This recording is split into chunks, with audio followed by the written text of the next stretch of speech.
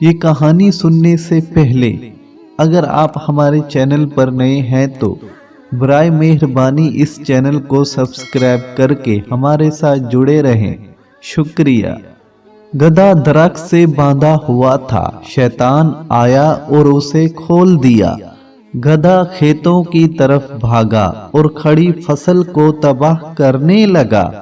جب کسان کی بیوی نے یہ دیکھا تو اس نے غصے میں گدھے کو مار ڈالا۔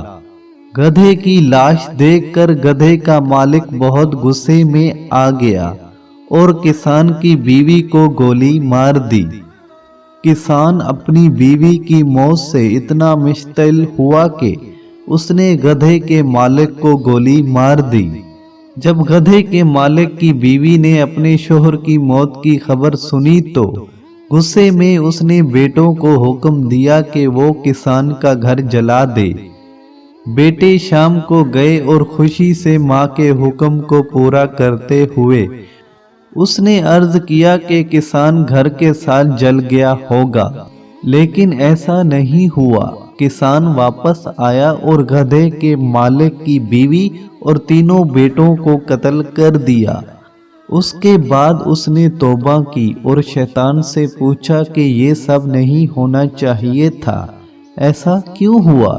شیطان نے کہا، میں نے کچھ نہیں کیا، میں نے ابھی گدھا کھولا ہی تھا، لیکن آپ سب نے رد عمل ظاہر کیا، زیادہ رد عمل ظاہر کیا اور اپنے اندر کے شیطان کو باہر آنے دیا، اپنے نفس پر قابو نہیں کیا۔ تو اگلی بار جواب دینے، رد عمل دینے، کسی سے بدلہ لینے سے پہلے رک جاؤ اور ایک لمحے کے لیے سوچو۔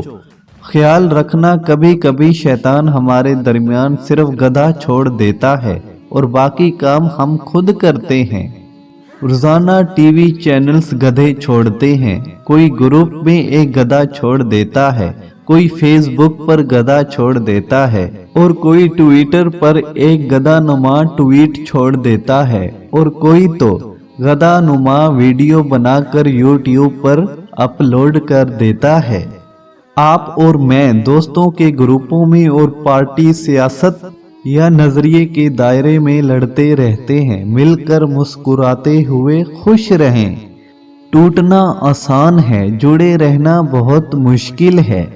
لڑنا آسان ہے لیکن صبر اور برداشت کرنا بہت مشکل ہے، لیکن صبر اور برداشت کا اجر جب آپ لوگ قیامت والے دن دیکھیں گے، آپ کی آنکھیں پھٹی کی پھٹی رہ جائیں گی۔